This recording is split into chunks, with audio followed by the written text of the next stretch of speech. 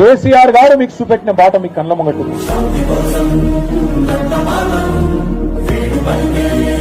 ఊరు ఎట్లా పరిశుభ్రంగా ఉండాలి, చెట్లు ఎట్లా పెంచాలి, ఊర్లో కార్యక్రమాలు ఎట్లా చేయాలి, ఇవన్నీ కూడా మీ అందరికి అవగాహన ఉంది.